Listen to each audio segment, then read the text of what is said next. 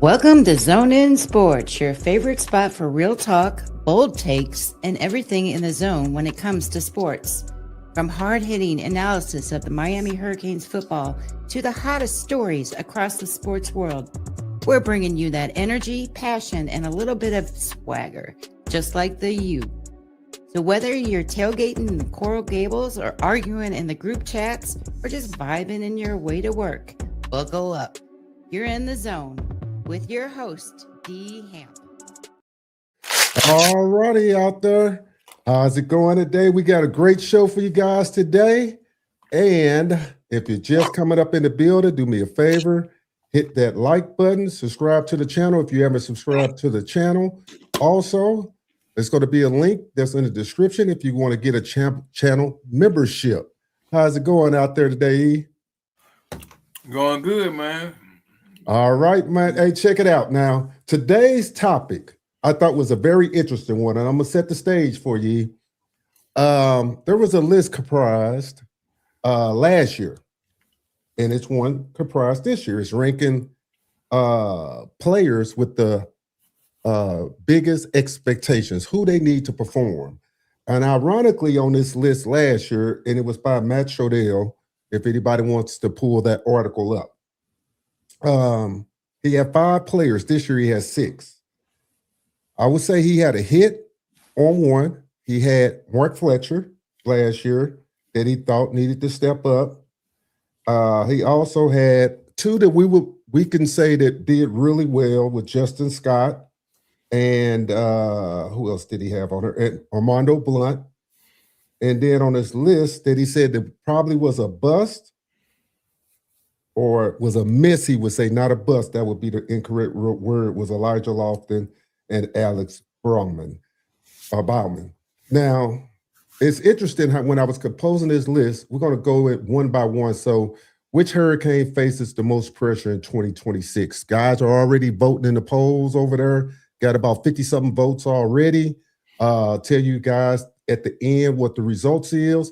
And if you haven't voted in it, you could either vote online right now or go over to the community post and vote. But in saying that, the list comprises of 6 guys, and we'll start off with the first one on this list and see what you think of these players that he have on the list, of course. So let me get it pulled up here for you, and we'll go through it. So number 5, facing the most pressure that they really need to step up is Jordan Lyle. Jordan Lyle is interesting because of the fact that we know that he battled through some injury and stuff.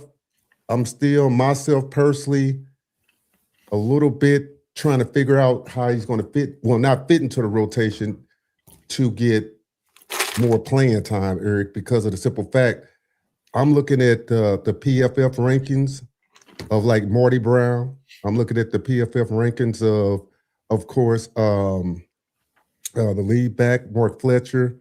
I'm looking at what, of course, my man that came off the practice squad and got busy. Pringle, and then going on down the line. So what do you think of him, and how do you think that he's going to be? People putting stuff in there. I'll get to y'all questions in a second. Go ahead there, E. I think he's going to be nice.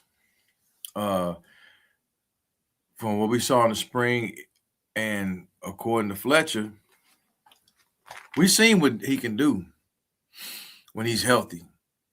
He was hurt a lot last year, but I think something bigger than just him, the pressure being on him.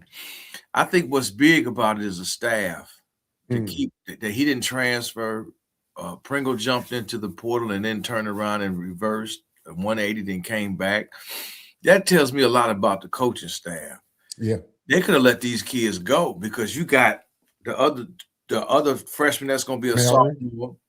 Oh no, I'm talking about Mallory coming in this year. Okay, yeah, go ahead there. And then him. Yeah, he's a dog. So you got really 6 running backs. Yeah, you got 6 running backs, in a room where there's a lot of competition and nobody's bowing out to say, I'm not getting enough playing time, I'm not getting enough touches or enough money, and they're staying. Yeah. And they can go somewhere else and be a premier back. Lyle could go somewhere and be a premier back. Pringle could easily go somewhere and be a starting back. And then you got the two young kids coming in, the now sophomore and this freshman coming in. So, I mean, this speaks volumes about the staff, in my opinion, more than anything. I think Lyle is going to be really good. He brings an element that Fletcher don't bring. Fletcher bring power and speed. We've seen that. Fletcher remind me a little bit of my man with Baltimore that used to be with Tennessee. That used to be with Tennessee? Yeah. You talking about Henry?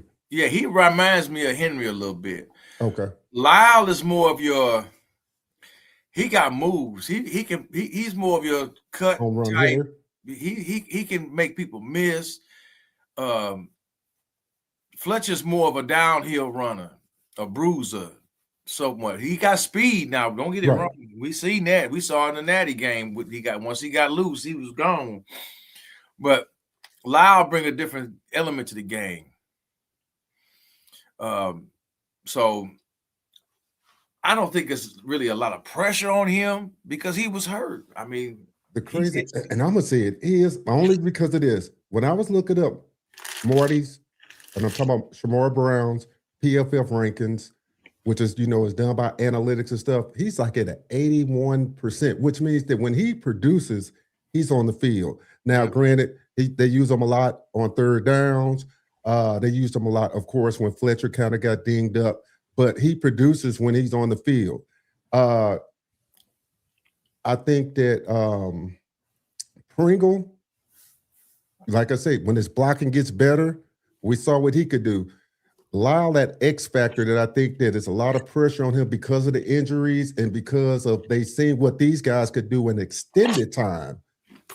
It's going to be, and I'm not saying it's a great deal of pressure on him because Shamar gave a great interview where he said that a lot of these guys know that, hey, we're going to take a step back. We're not going to get as many touches. And that's a testament to what you said, Eric, about the coaching staff. That they know that they ain't going to get a lot of time. Let me put this up and before we go to the next person there. I think it's beneficial to all of them. Yeah. Because your chance of injury goes down. If I'm constantly giving you the ball, like I said, the days of a Clinton Portis or McGahee or Gore as the premier back all game long, football has changed since the early 2000s, mid 2000s. You're not going to have a one back out there every down to carry the offense, and then somebody come in case they get hurt. They ain't nobody, back then didn't nobody come in for Portis when he needed a breather. Right. He was they out. Could have. They could have. They had so much depth. I mean, you had Jared Payton. Yeah. Frank Gore was a freshman. McGahee moved up to fullback. McGahee didn't get any real click till like late in the Florida State game when the game was, and he got a touchdown of his own. But it was all Portis. Today's different. It's not going to be all Fletcher. Marty Brown going to be out there. The offense is different. They're not running eyes like they used to run. They're not power running with traps and counters like they used to do in that way. Right. So you're not running in between tackles as much, even though that's what he wants to do as a coach is run between tackles. I've been rewatching this South Florida game. It just popped up on my YouTube, and I just let it play. This is the full game, not the condensed game. But that style of running is not the same. So your chances of injury decrease. Now, Lyle did get hurt, but okay, he got hurt. We got three other horses in the stable. That's why you got all these running. That's why you got them. Yeah, that's why you got them. He said, I think it's Samson because of three new guys that's going to be in the starting five on the O-line. We're going to get to Samson in a minute. $75 nets you $1,000 for us if they win a natty. Damn. Jeez. Go Canes. Okay. What up, Double B? Good morning, fellas. Hope it's all well. Keep up the good work, okays.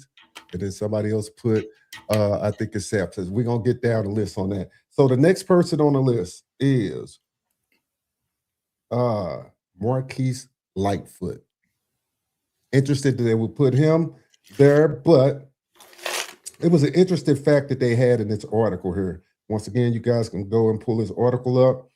And it says a year ago, Lightfoot had more QB pressures per pass rush reps than Ruben Bain and Akeem Mesidor at 18.1% of his time versus Mesidor 15.1 and Bain's 14.9. Now, the interesting part about this, and something you said, something the people's been getting in the chat with me about, a young lady posted on a video. I think I did last week by myself because you were busy. That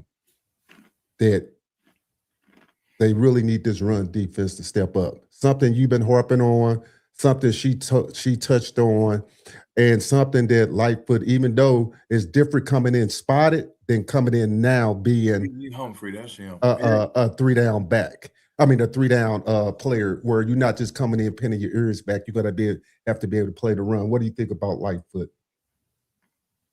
They've been working with him with that.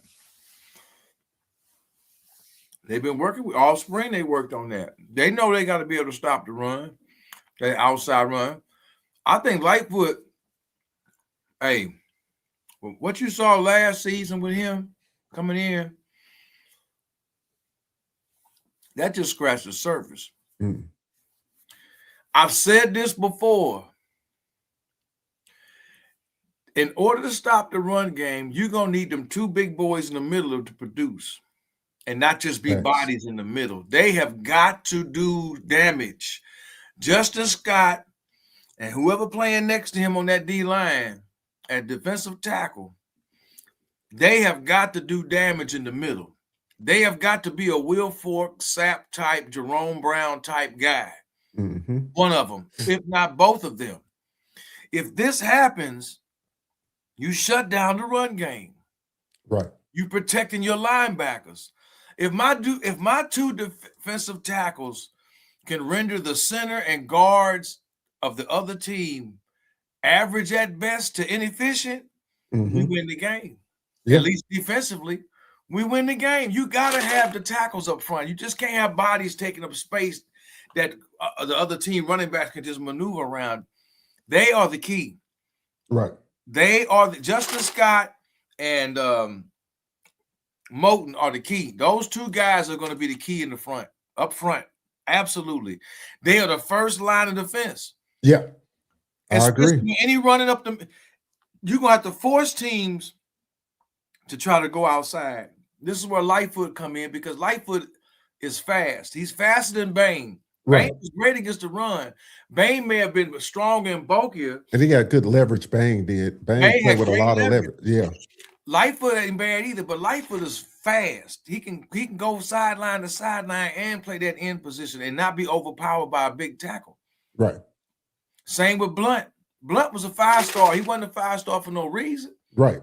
And that's why, we would say that's where the pressure comes in because now you are a known 5-star. It's a little different when you're coming in and you're not a 5-star. And I'm just saying when I say pressure, probably more so that the fans get on you because the fans will be like, hey, man, you a known 5-star. It's time for you to replicate what Bain and Mesidor or even exceed what they done. So his PFL ranking was a 71.9, which is not bad.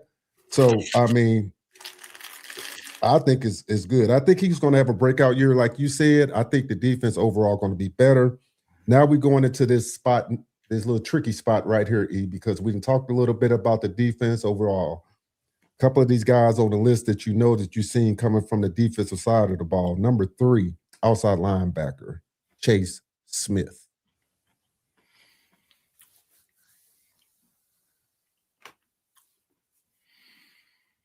I'm not going to say it's pressure on him. He's going to have to produce. Yeah. Simple as that, man. That's the one position we have a lot of question marks is the linebacker position with The Saint gone to the NFL. You got Torrey back. He gonna Yeah. be the middle linebacker. So that Oh, the second linebacker position, outside that striker position, are very important. yeah. And Very important. they gonna have to they gonna have to be the ones to step up in the event that the defensive line gets neutralized. That's your second line of defense. Yeah. Or your linebackers. That's why they're called linebackers. Right. So I think Torrey was a monster. He was a monster when he was at Rutgers. Okay. I knew when they got him, I said that was a great pickup, him and Bassane. I think they didn't get enough credit at the linebacker position last year. So Chase Smith been waiting for his chance. You know, these kids are hungry, man. Some of these kids, they got some reps last year. It's not like he rode the bench all year and didn't play at all. He got some reps. You have to understand that these reps are, this is quality time, playing time last year. He got some time. Right.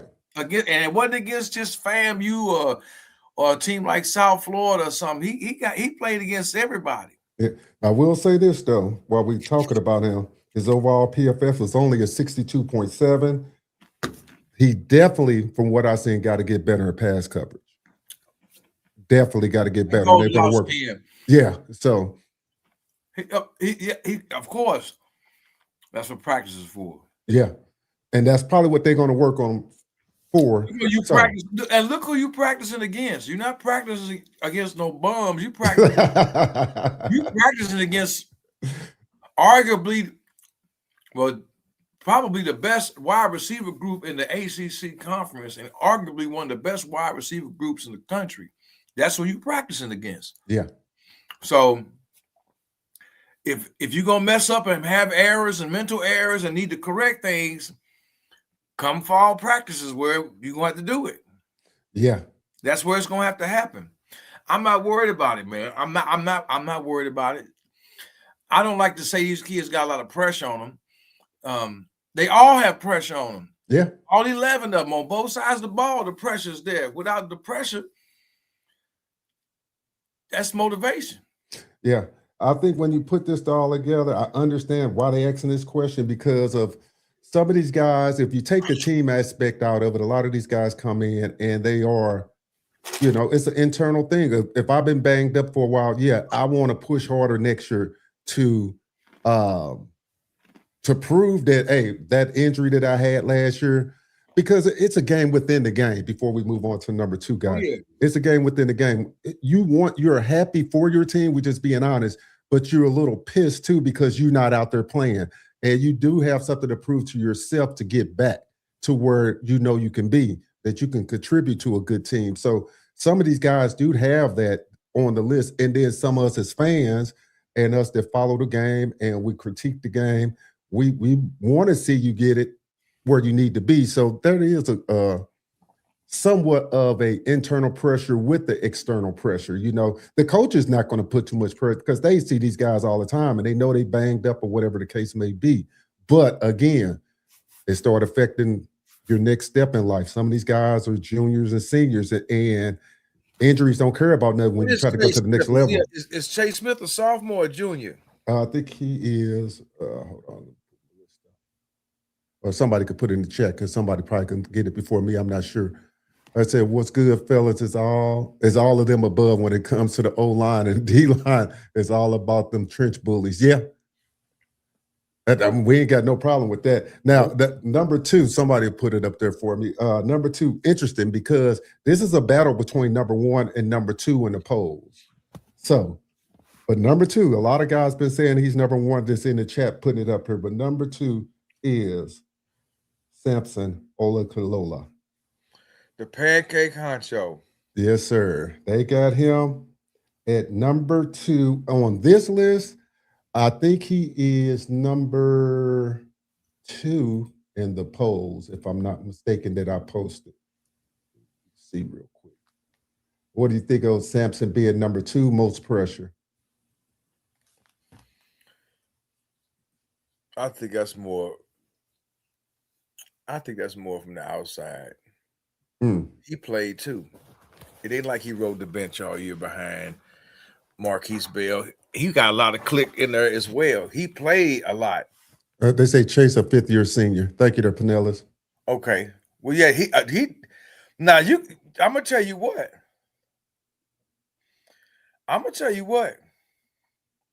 Back to Chase. If he a fifth-year senior, that boy trying to get in the league. Correct. he ain't playing just to be playing, saying, "Well, this is my last year playing." No, he gonna get a degree, and he trying to get in the NFL. Right. I ain't been begging all these years just for the hell of it to be having my body jacked up, and I'm go out in the regular private sector and work like the rest of us. He trying to get in the league, so he gonna go out there and do. I ain't gonna say it's pressure on him. I'm just gonna say he hungry. If he probably have his own pressure. Now, as far as Pancake go, he played again. He's another one that played a lot on the line. He was out there playing. He played a lot of guard next to Marquise Bell at times. Right. So now he's gonna be playing, I want to say right tackle instead of right guard. If I'm not mistaken, with Cantwell at left. Right. If anybody got the pressure on him more, it's Cantwell. He ain't on this list. He ain't on the list, but he should be. That's who. Because I've seen his coach talking. They leaning on him hard. So Pancake, look, man, he could have left. He already graduated. He already got his degree. Mm-hmm. He could have said, "Man, I'm gonna go make these six figures with my degree." Or he could. He's smart, and again, this goes to the staff. He waited, and he's gonna get his click. He's gonna start this year. Yeah, now his PFF was 69 overall. Okay, his run blocking, of course, was higher, which a lot of guys they were mean up front. So I would figure his run blocking would be higher. It's a 72.5. His PFF pass was 68.9 last year. So not bad overall. He's stepping up. I think he's going to be okay. And number one, I guess can you think of who number one would be? Probably one I've been hardest on the most.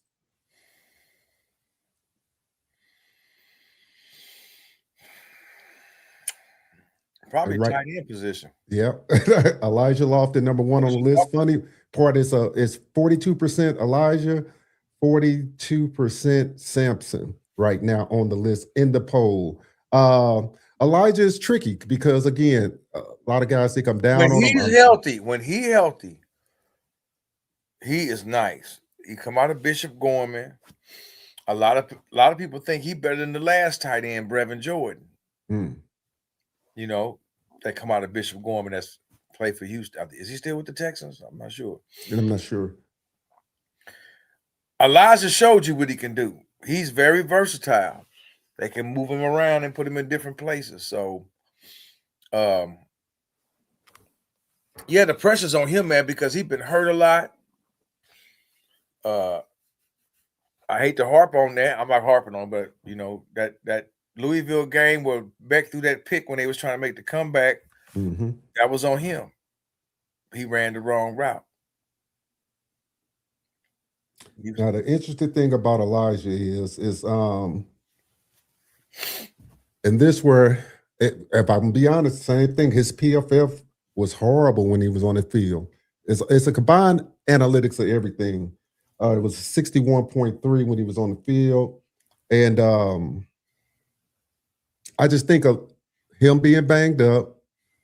When you get banged up, you're not up to game speed. So he was kind of playing. It just seems like he just wasn't in the offensive flow at the time. So you just hope that he gets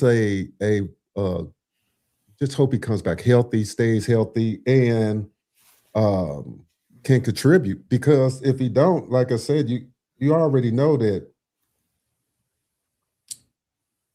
they need that position and they count on that position. I mean, they really are. And he'll stay on the field if his pass block can get up to speed too. So I don't think he was a bad blocker. I just think again, it's the health issue, man. And I hate to harp on that because you can't help it when you get hurt. Somebody says, is it me or does Lofton looks heavy? It was an article. Lofton did gain weight. Said he put on more size because of pass blocking. And they said that they thought he was a little slower. People that watched the game, been watching him in practice. They said, but they wasn't concerned about it because by fall camp, he had been got some of that weight up off of him. So, yeah, I mean, so maybe he liked to snack and shit. Who knows? I think they didn't say he was fat. They just said he put on Yeah, he some put on weight. some weight. Maybe he liked that late night White Castle. Late night Taco Bell or something. You know, I mean, you know, maybe he like it. Maybe he got a sweet tooth. That don't take away from your abilities. I mean, it's just. I think he put on a little bit more weight, probably size for the blocking aspect. Try to beef up a little bit to get a little stronger. That was my take in the article, but I'm not for He's sure. not but see, here's the thing. Lofton is what, 6'2"? Mm-hmm.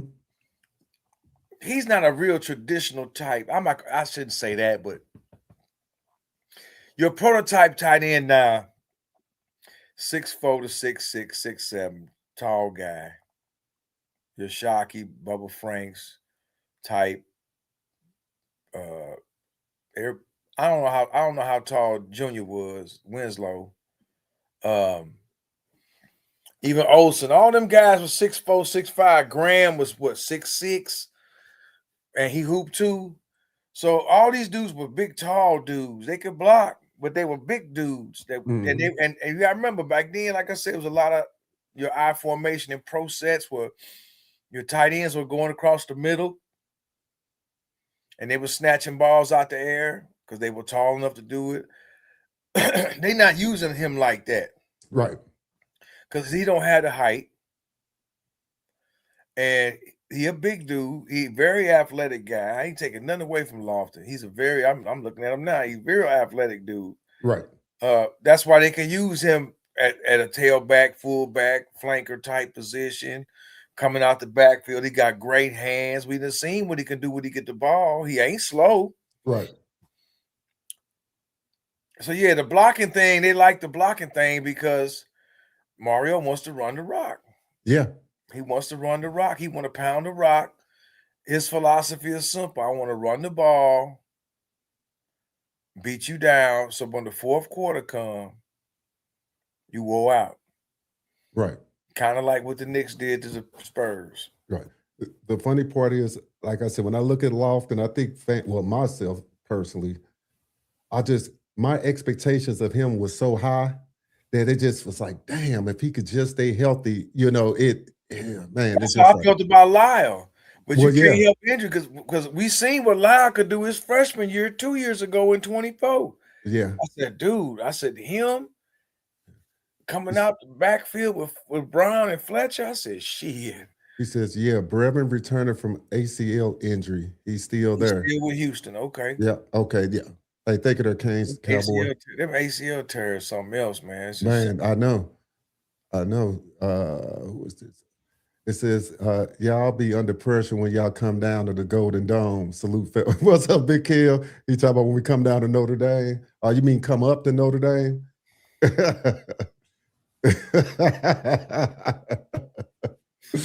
Oh man, Kev, let me tell you, boy. Hey, I ain't mad at Kev. That's his squad. He's supposed to rep his squad. We come up there, boy.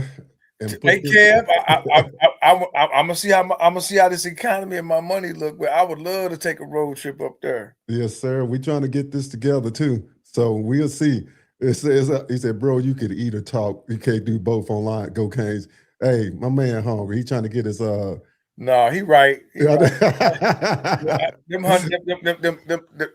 nuts got me, man. That's why All right there, Michael. What did he say? Hey, right on, Big Kill. That's right. Happy birthday, brother. Hey, thank you there. He said, what's up, brothers? Go Canes. Hey, all right there, Johnny. What else? He said, Lofton is old school Canes H-back. Yeah. I agree with that. He is a type of he remind me more of a little bit of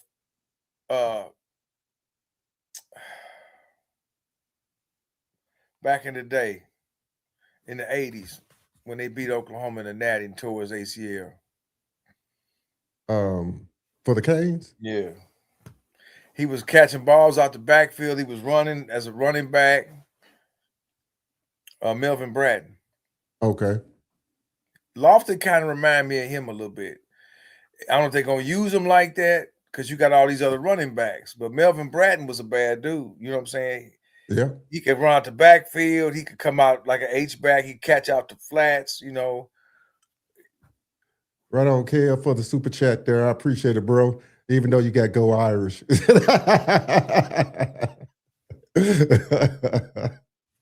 Hey, it's good we got Irish up in the building, though. We like everybody. I want them to be up in the what's their schedule? At least they ain't running their mouth too much like them Indiana boys. Oh man, they ain't nobody worried about them. Hey, before we go switch subject, just for a quick hot second before we jump back into some Canes. It was interesting, Eric. We talked a couple of days ago. I think we talked. And I actually did a live with Lute Thursday. If you guys haven't seen it, go check it out. And we were basically talking about the situation with Brandon Sorsby. And I was interested to get your take on that. That's another one hot contested in the polls that I posted. A lot of people think that he shouldn't be playing because it messes with the integrity of the game. I think like 60-some% of the people, is about 100 and some people voted in that poll that I posted. What is your take on the Brendan Sorsby? Two-part question for you. What is your take on the Brendan Sorsby situation? And what is your take on how Texas Tech handling the situation? Dude should be suspended. That's my take on it. You bet all that money that's against the rules. You shouldn't be able to run to a local judge in your state. You know, the NCAA made a ruling. You don't like it, appeal it. But you broke the rules. You know, guys have bet a lot less and suffer greater, harsher punishments. True. In my opinion. Oh, it's a fact. You know, it's a fact. You know, they got to, you know, college football outside of the NIL is getting kind of out of control now. If you don't like something, I can just go to the law. Yeah, kind of like my man from Ole Miss, Trinidad Chambers. What he do? He ran right to the Mississippi Supreme Court. They overturned the position, what the NCAA ruled on, and then all of a sudden he playing again. For what? Ole Miss ain't gonna do shit. Hey, I'm just saying. I'm just giving. I'm just saying they ain't gonna do nothing. Right. You know, anyway, I just think it's wrong, man. It's wrong. You know, you clearly violated rules. You got a problem. You need to call 1-800-BETS-OFF. Yeah, right. Like everybody else do who go in these casinos and they got problems because they can't. Hey, and probably before you get caught. Shit, right. Don't do it. So, I mean, you get caught. Bottom line is he broke NCAA rules, and the punishment says you gambled on your team, on your own team, and you should therefore be suspended. If not for the season, X amount of games. And I think he's still suspended for like 2 games. First 2 games. And who y'all playing? Nobody. The letter people in Sesame Street. So, okay. Yeah. Come on, man. Yeah. NCAA. I can't even put this on the NCAA. Well, I guess I can, but really, they got no backbone and they have no spine any longer. I think the whole thing of it is, again, when they opened it up and they started appealing to their local state courts, and then what are you supposed to do? But I had the question, and I thought about this. What happens, because the state court only rules for you when you play in your state. What happens when you play out of state? That's a good question. I mean, these teams not binding to play you out of state, you know, so It's interesting now. Of course, money talk, bullshit walk. We know that. So That's a good question. What if another state say, no, you can't play here? Now, see, that's going to open up another can of worms. it's crazy. I just thought about this because it's like, okay, well, they got all these rulings and they go into state court saying that the NCAA is supposed to allow this, but then I'm thinking like, yeah, it says, say Pete Rose gambling addiction banned in Major League Baseball, correct? Right. Pete Rose he was banned for life. Hell, you had the receiver for the Falcons, like you said, he only bet $1,000 and lost the whole year. The whole year. Yeah, shoot. And he only bet 1,000. He lost a whole $11 million he lost. For a stack. Yeah, $11 million. It's just amazing. It's amazing. But yeah, I just want to touch on that. It says Dawson offense doesn't feature the tight end. That's what Johnny Green put, Eric. He says Dawson offense features the slot and Tony last year, Restrepo the year before. I would say this about that. I think it did. Well, of course, it did feature Tony and Restrepo, but I think he features his best player in the offense. You know, so I mean, if your best player happens to be your slot player, then of course that's who he's going to go to. Right. You know, I mean, that's the way I look at it. You know, I think Shannon, of watching him the last few years he's been there, he's going to feature whoever getting that ball. You know, whoever producing with that ball. So, right. That's. I mean, I don't give a damn who get the ball. They produce and give them the rock. Yeah, but I think he's tied that into more of the Elija Lofton thing. Like, well, he's not featuring him in there. But if he was getting off, they had plans. If you go back 2 springs ago, they was going to feature him. That's what they was talking about, him playing all over the field. You got it right. If he can stay healthy, he'll be a distraction. Right. And if all the focus is going to be on Malachi, that's going to free him up. Yeah.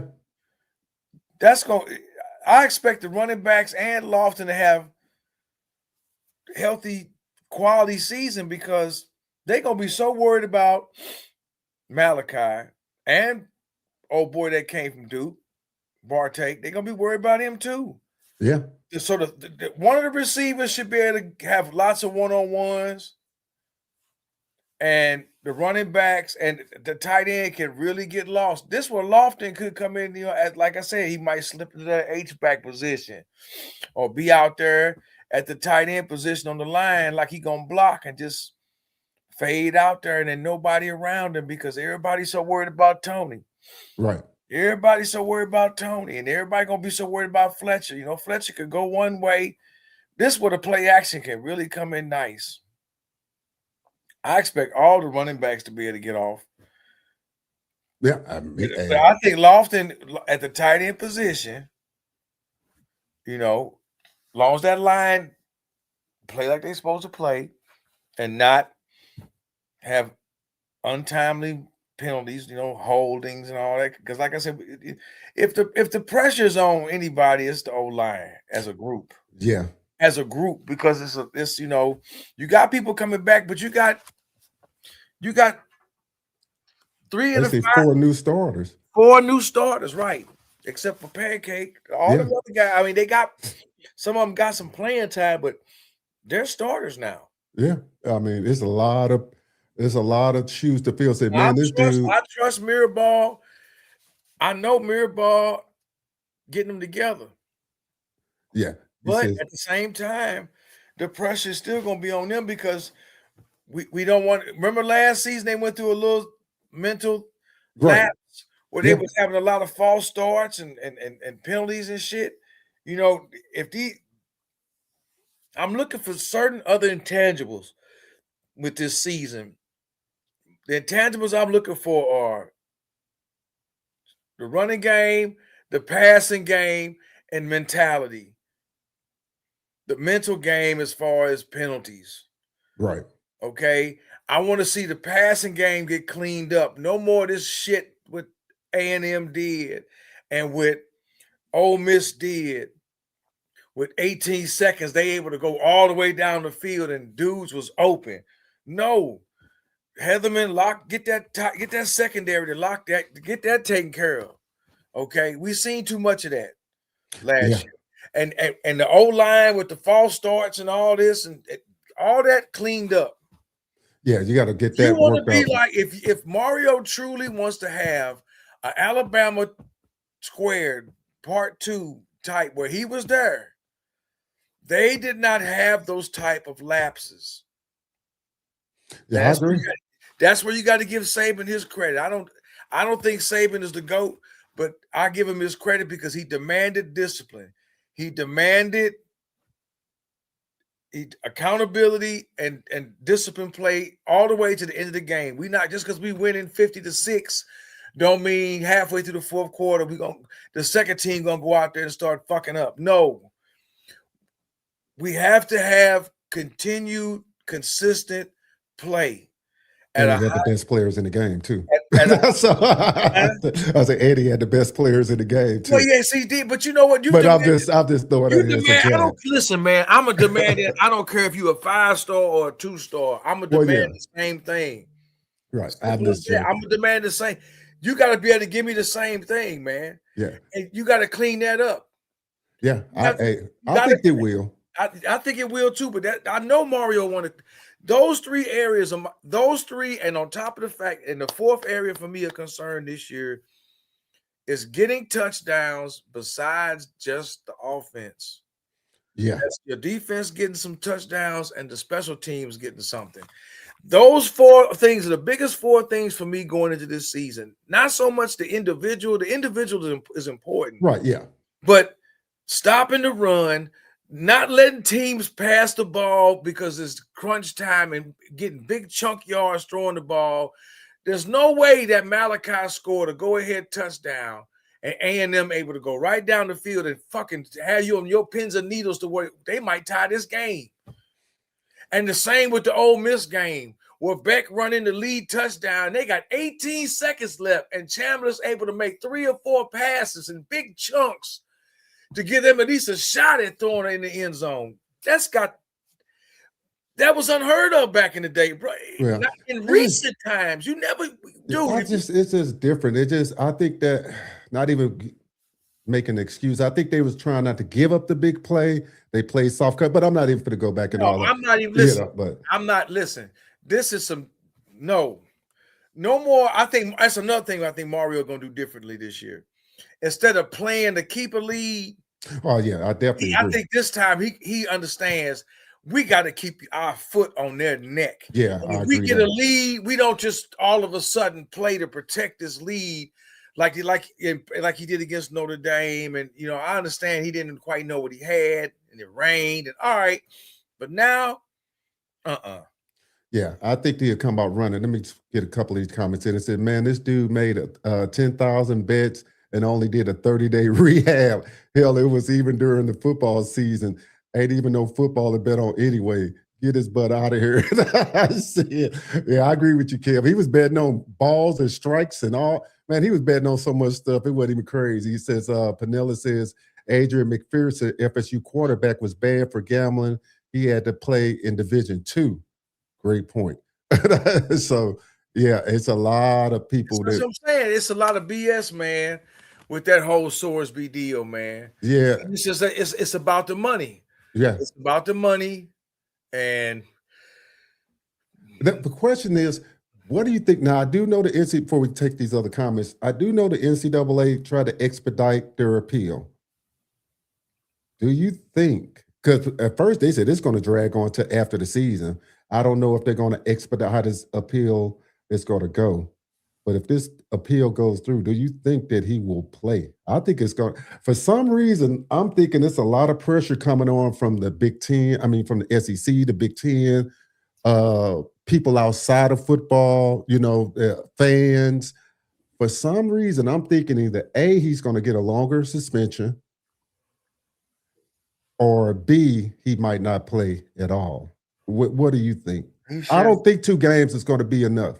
No, it's not enough, man. He shouldn't be allowed to play, man. It's period. This is Texas, man. This is them Texas oil men. They fighting. Yeah. They trying to throw money at it. Yeah.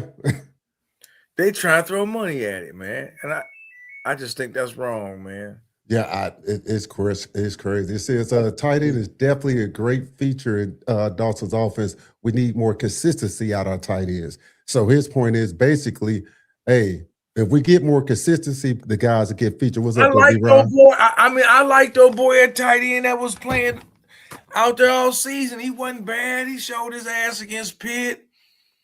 The one that blew the block in the championship game. Oh, yeah. He wasn't Mallory. bad. I can't think of who it was right now. But two tight ends over the last 2 years transferred out too. Yeah. So it's something up with that tight end position. I think that when I look at the tight end, I think they're going to be okay. They got some guys that they're going to be okay too. I just think they're just trying to find a way to use Lofton besides just. Because you figure you got Lofton, you got Luka. I think Luka, we already know they are been hearing reports that they high on Mueller. Briggs is young, so you know, and they got Cole coming out for injury. So I just think that I think our expectations is just so high on Elijah that is the key. You know, when the fans and everybody has a lot of expectations, we get a little impatient. That's what I would just say. Yep. It says to have a complete offense, the tight end needs to be a factor, in my opinion, to get us over the hump of the top. Just my opinion. I don't disagree with that. I don't disagree with that. He has to be a factor, whether he's blocking, whether he's coming out in a traditional sense, taking pass plays, coming off the line next to the tackle, or slide it out a little bit, or being in the H-back position, fullback position. I mean, you could use Lofton a lot of different ways, man. He could really fool some teams with him. Like I said, and then once if they do focus on him, then that gives Malachi his one-on-one and Bartek his one-on-ones, and whoever gets that other third spot. I think my man gonna have options at quarterback. He's gonna have a lot of different options of what to do with the rock. Yeah, and I think that if we're patient, I think, like I said, they're gonna get Lofton his opportunities. Of course, he's got to cash in on them, and utmost he got to stay healthy. I don't know what we expect to see out of him. If he can get a couple of catches a game, I'm happy, and stay healthy, because we know he's a weapon. And some games will dictate more how much more opportunity you get. How they're playing them. Each team schemes up our offense different, so it just really depends on that. It says, thank you, Nancy. What's up, Martin? It said, you guys have one job to do this season since you're in Missouri. Get my Seneca Johnson Cook, and I'll allow you to continue with your podcast. Hey, I will be going over there to watch East St. Louis play. I forgot when their first home game. I know they're on the road, but I will be going over there. Might be doing a show from over there. Ironically, I'm going to try to make it up north, too, to see the quarterback that they just recruited. So, look, I told Eric this before when we was talking about Matthews. I don't think Mario will stop until the pen hits the paper with these guys. I mean, I'm just honest. I don't think he'll stop trying to recruit them. And it is what it is. But we're going to keep doing that show whether we get him or not. Who did he commit to? Auburn, right? Yeah, Auburn.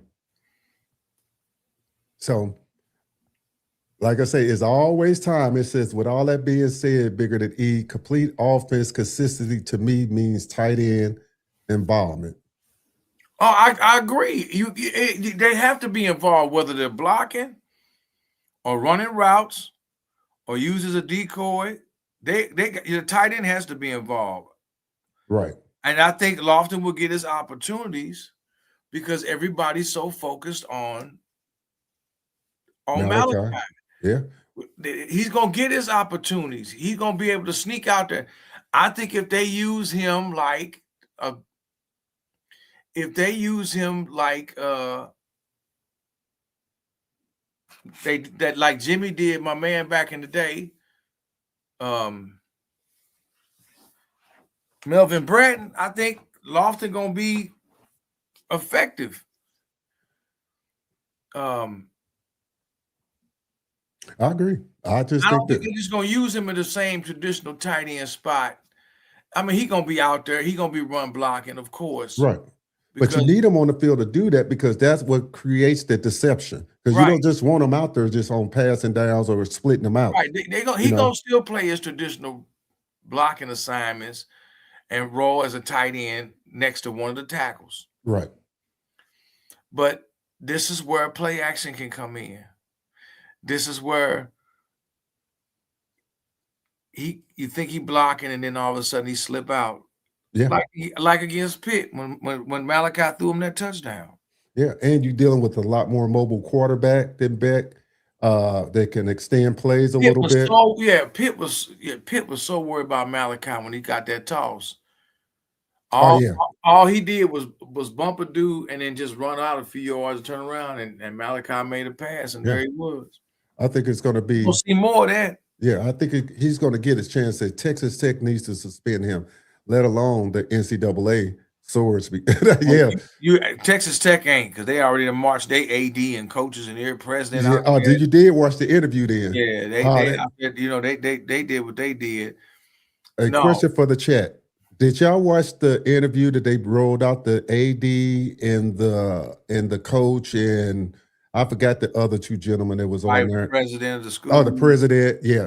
Did you guys watch that interview and what did you think of that? To me, I just really thought it was shameful that they was trying to defend their position on why they helping him. And I just want to say this: gambling is an addiction. I'm not trying to make light of his addiction. Is, y'all. But what we're trying to say is, or what I'm trying to say is that you can't have it both ways. You can't sit up here and say that this man bet on his team when he played with another university, and our sole focus is to get him healthy, but you're trying to get him back on the field. Because, I mean, you give me one person that's addicted to anything that's clean in 30 days, and I'll wait. And I dealt with addiction in my family, like probably a lot of you guys have dealt with addiction in your families. You don't know one person that has been clean in 30 days.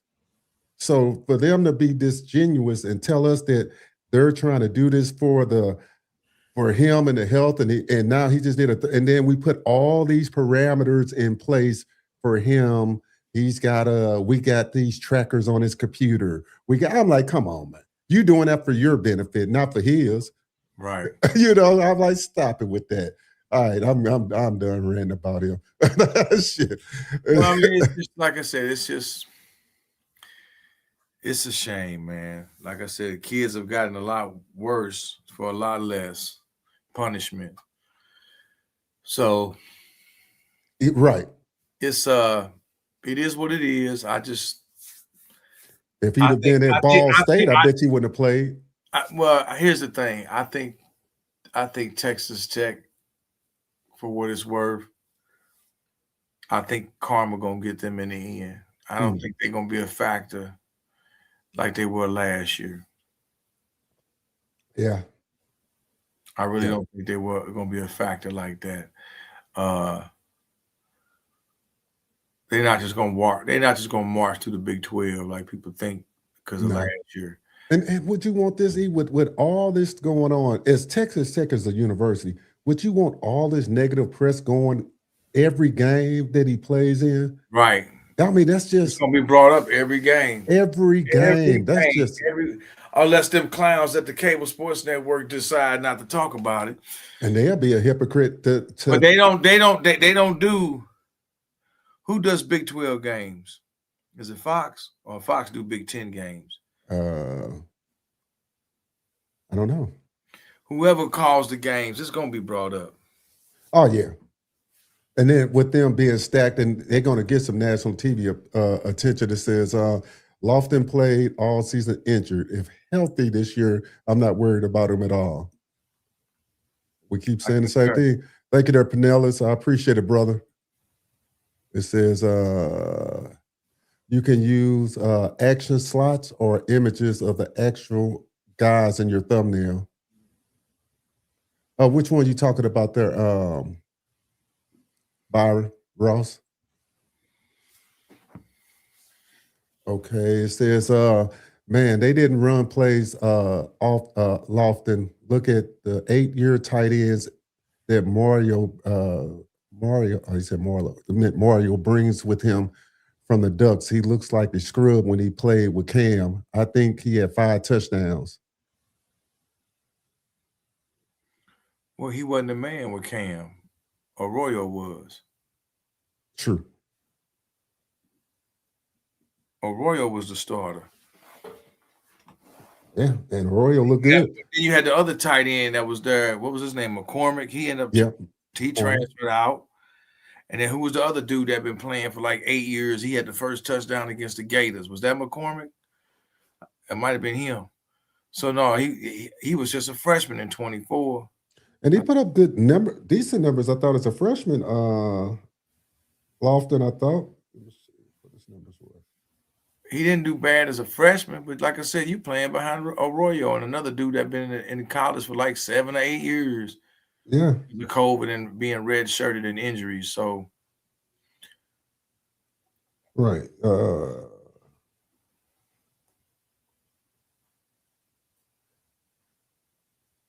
Let's see.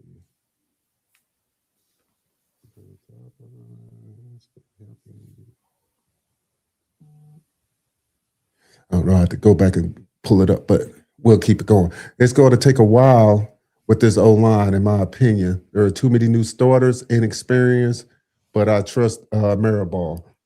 You know, I do too, man. I do too. I think it will, and depending on a while, I just think that it's going to take them first couple of games to really just get the continuity down, and then after that, I think they should be rolling because, you know, you got Stanford, you know, and you just hope your first couple of games, just physically, you able just to handle some of these guys up front, just on your athletic ability until everything starts clicking. So it's a good thing. This first game, it's not a gimme game, but it's at Stanford, so you get this out of the way. That's going to be an interesting football game. Yeah. Out there, going out there. I think, you know, but a lot of times, I think the first half of the season, they're just going to have to lean on their defense a little bit more. You know, that's what I think. You know, I think until that, not to say that their offense won't put up big numbers. It might be the other way around. Lord, I hope not. I hope not either. I just say that, and I say that. Let me expand. Or they might balance each other out. Well, yeah. I just really think that they might come out. We don't know yet, man. That's why I don't want to do the what if thing. They might come out clicking on all cylinders day one. Right. Yeah. And I just say that because I really and that's I think the staff. The last couple of years, we know that a defense wins championships. So we just hope that defense always wins championships. I don't care what sports you in. Yeah. Even look at last night. I fell asleep, so I didn't see it. I listen. The Knicks won that game because I knew in the fourth quarter. I said, if the Knicks get within 5, they're gonna win the game, and they did. And then all of a sudden, San Antonio couldn't buy a shot. Well, I will put San Antonio in the same position like Miami was. They're young. It was their first time getting there, inexperienced, and now, you playing up against a team with some guys who've been around for a minute. Yeah. And I said when it comes, and the Knicks went to the playoffs last year, didn't they? I believe so. Yep. And they've been knocking on the door a couple of years. So, like I said, and so the Spurs, like I equate to the Canes, they all them Villanova boys on that Knicks team that won a national championship in 2016 with Villanova. Yeah. Now they all Knicks. They don't want a title, but going to that, it's just okay. Miami was that young team last year. Right. A lot of freshmen, sophomores, juniors. The only old dudes on the team was Beck and Toure. Right. They got a taste of it. They know what it's like. Makes them hungry. They're not going to be. I ain't gonna even say intimidated. I ask everybody, why you think Fletcher came back? You think he came back because he want to graduate and he want to try to win a natty? You think he came back because people on his camp say, man, you there, but you're not NFL ready? I wouldn't. I don't think so. I think he is NFL ready. Yeah. That's my. Now I know a lot of people will slam me for saying that, but if I had to choose between Fletcher and Jeremiah Love, I'm taking Mark Fletcher. Yeah, I probably would. And I'm not saying that because he's a Hurricane. It's just when I seen Jeremiah Love play against teams that was for real, he didn't do nothing. He had all them great runs against bums. I think they would have took Love just because Love is just more explosive. You know, when I'm just being honest. I mean, I look at them both. You hurdle over somebody from Rice? I think if you put the film on and you look at them, and I love Fletcher, but if you compare those two, I don't dislike Love, but if you look at what Fletcher did in the last games of the season and into the playoffs, that was ridiculous. Yeah, So I think he could have got drafted in the NFL. He may have been a 5th, 6th round draft pick. So why do you think he came back? Do you attribute it to the staff? The culture? I think all of them. Because for real, Bain and Cece could have came back, but they knew. They was like, look, y'all finna be straight up millionaires now. That's what I'm saying. So that's the same thing with Fletcher, because if he knew, if they thought he would have been the first top 3 rounds, Mario probably would have told him, man, look, you ain't got nothing to prove. Now, if you want to come back, you can. But I don't know if he would have, because running backs just wasn't at a premium this year, I don't think. So I don't know. I think next year the draft gonna be loaded with quarterbacks. It is. It says I think the young tight end too from Cali will see the field early. He talking about Israel. I don't know. Israel. He talking about tight end. Right. What's his name? Israel Briggs. Israel Briggs, I believe his name is. That's the quarterback. They just committed to Miami. That's look it up.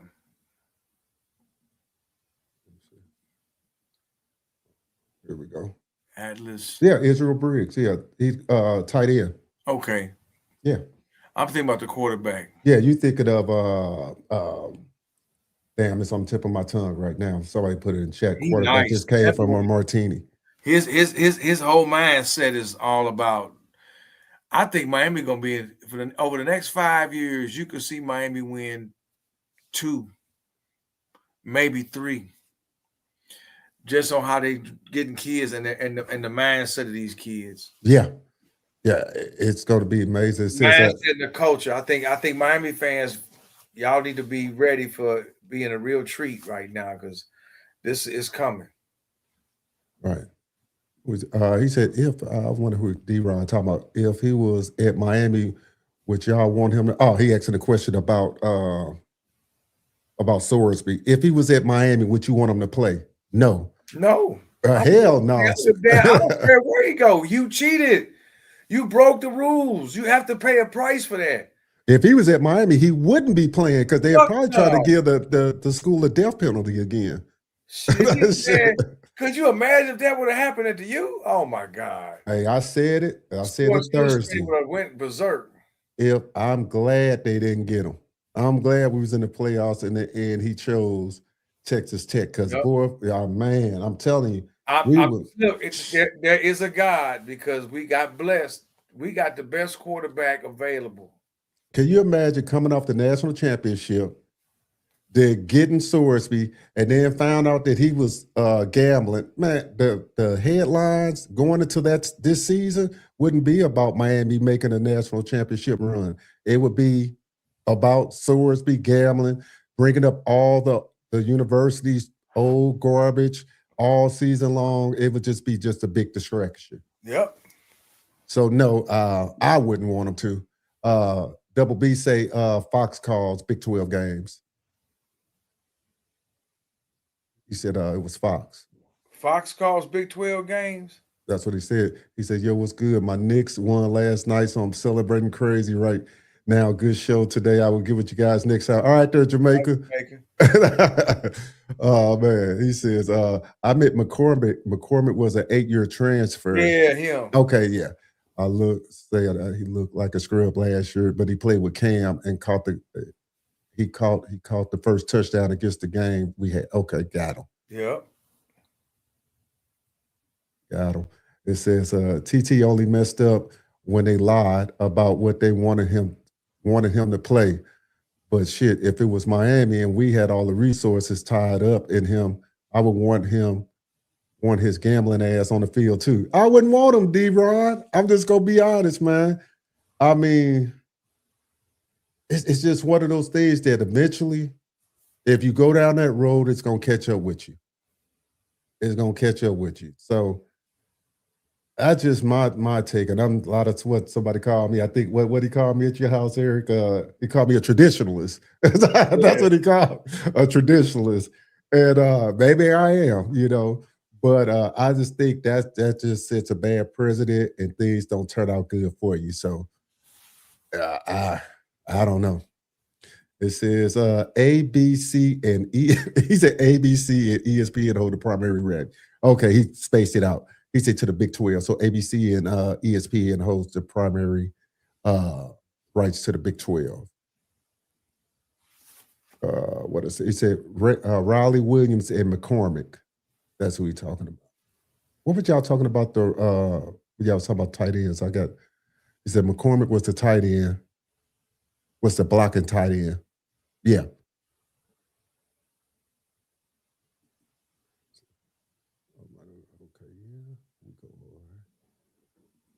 So the rest were cheating down the stretch tomorrow, man. That rat cheese in the game was San Antonio. The refs, he probably said the ref was cheating down the stretch. Right. Okay. It says Lofton ain't the problem. He can play, very talented, as well as we are, as well as the other tight ends. Just want Dawson to get him in the game plan. Well, I think Dawson will. I mean, he was in the game plan. He fucked up against Louisville. Yeah, he was in the game. Look. He getting click. Dude, he was in the game. He been in the games. I mean, he made a great catch in the Ole Miss game, but it must have hurt him bad because he didn't come back and he didn't play in the Natty. I feel like if he would have played in the Natty, things might have ended differently. Yeah. It's two things that happened in that game. He got hurt in the Ole Miss game, and my man got suspended for targeting. And I felt like, woulda, coulda, shoulda. Those two things don't happen. Miami just might win that game. It took a team full of grown men, dudes that should have been in the league, to beat Miami for a title. Right. That's why I try not to get into it with these Indiana fans, but just tell them, look, y'all one and done. I don't even know why they got Indiana ranked so high. They giving Signetti all these props and all this shit because some motherfucker make a mean face on the sideline. So, okay, they had a couple years they did okay. They did all right. But now all them old ass dudes gone now. Now we gonna see what he do as far as developing young players now. Yeah. Now we gonna see. We gonna see now what Indiana all about. I told him y'all one and done. Go on back to basketball. This is Love at 30. I got 5 teams on your schedule that's potential L's. He said Love had 33 yards against us. I know what Love had against us. And not just Miami. Look at every good team they played and tell me what he did against good teams with good defenses. Not Purdue, not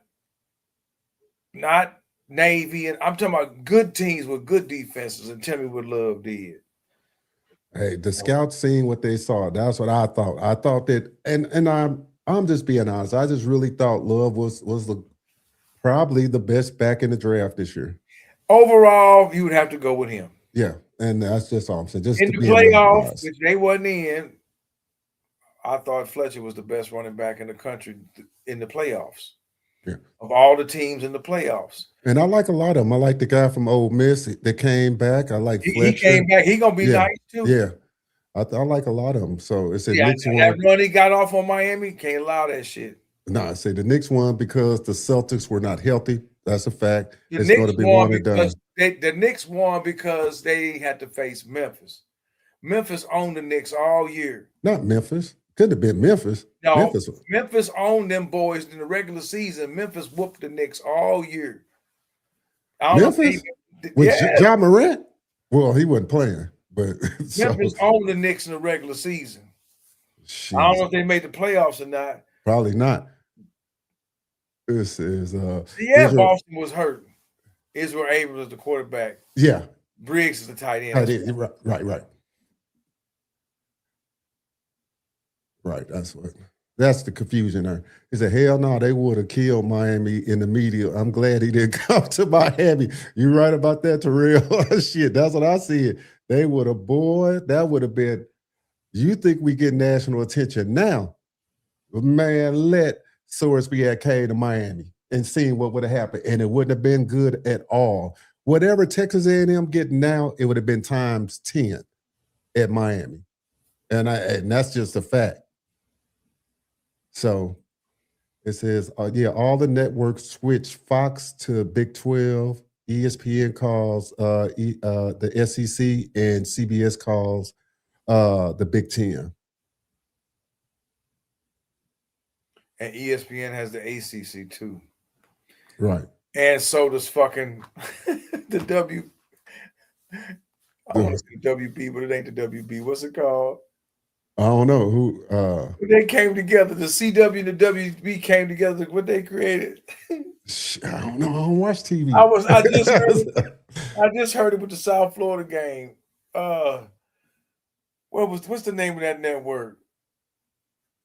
It's the WB. Oh, is it? I don't know. Like I say, I don't know. I remember that shit. People was mad because they had the games on that network last year. It wasn't on the big time network. It was on what network was that? What's up, Chris Gonzalez? Say go Canes, guys. I know I'm late to the party, but you here, bro? The CW. CW, I think maybe. Yeah, because UPN and the WB came together. United Pictures Network and Warner Brothers came together to create the CW. Right. Did you hear? This is an interesting question from John Batista. It says, why did Miami stop recruiting linebacker Henderson? I read because he was a hoe. Oh, damn. Shit. I don't want your punk ass. And if you don't want to be a Hurricane back, I already got a 5-star linebacker. No, I'm not gonna kiss your ass because everybody else is. If they told him, look, if you ain't locked in with us, gone. We good. We got the number. What we had number? Somebody said number 2. I think Devon told me last week. They the only school with 4 or 5-star recruits. Miami is right now. They the only school in the country with 4 5-star recruits. This is some Alabama shit from 15 years ago. Yeah. So what I'm gonna kiss your ass for because you don't know and you trying to play you trying to slow play us to see what somebody else gonna offer you. It's, man, we don't need you. We don't need you. Miami is like the Air Force right now. I remember when I was gonna go in the military, the Air Force recruiter told me, I'm not gonna come up to your school. I'm not gonna come to your job. I'm not gonna call your house or just drop in on you all the time. He said, I let the Navy and the Army and Marines, they gonna bother you all the time and bug the shit out of you. Say, we don't have to do that. We gonna get our people one way or another. And that's how Miami is right now. We ain't gotta bother you. Just because you a 5-star, okay, that's nice. You good. We'll take you if you want to come. But Green Tree ain't for everybody. Facts. Green Tree, he might have came down there and saw that. Like, that might not be for him. Remember, I told you, Dwayne, a lot of these 5-stars, they go to a school and they've been I'm the shit where I come from. I'm the baddest dude in my town at my position. I'm Mr. State. And then when they went to Alabama and got in the locker room or Georgia and they sat down in their position groups, they saw 3-4 other cats that was just like them from where they came from. Yeah. So now what that mean? You ain't the man now. There's some other niggas over here that's the man. Now we got to practice now. Now we going to find out who's what. And if you don't want to be a part of that, you want to go, then go to Notre Dame. Go to Notre Dame. Go somewhere that'll take you. Mario at this point does not have to. They don't have to go out here and kiss butt. They putting out a product for kids. If you want to be a part of this, come on. Right. We ain't gonna let you come here and play us and jockey to try to get more money or to see if somebody else gonna come along and give you more money. If you want to go somewhere else, if you want to go to Texas or Clemson or USC or Georgia, there's the door. Isn't it kind of weird that, well, not weird, that's not the right adjective I want to use. Isn't it crazy that I think it's 17, somebody can correct me, guys that then cut off their commitments? Yes, that's all 18. 18, all okay. 18 of Miami's guys have shut down their recruitment. Now, the question is,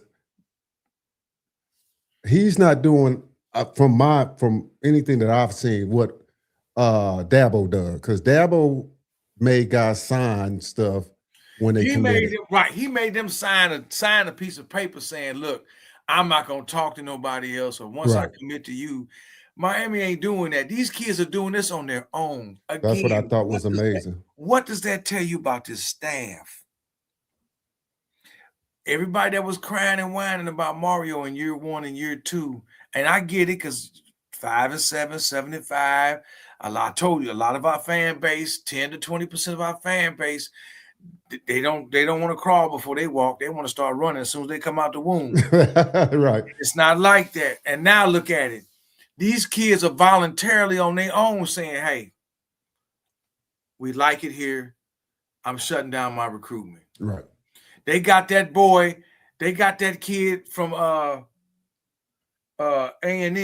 Oh, no, LSU. And now LSU trying to backtrack. Well, the other boy better. No, he ain't. No, he ain't. You butthurt because he came down to South Florida and Lane knew he didn't want that boy to go down there to visit because he knew there's a good chance, a better than 50% chance if he come down there and get around Jason Taylor, he might not be coming back to LSU. There's some interesting dynamics going on between Kiffin and Mario. You know, with the Kiffin trolling Mario out there. gonna wipe the floor with Kiffin. There's some interesting things going on. It says LSU fan base. Look, LSU got a nice program. I don't dislike LSU, but they fan base need to be quiet right now. He said, Elija Lofton, I want to see more impact. If it's one area, get better tight end. I think that's been the whole key with this whole show. I don't think that people think they know Elija got tons of talent.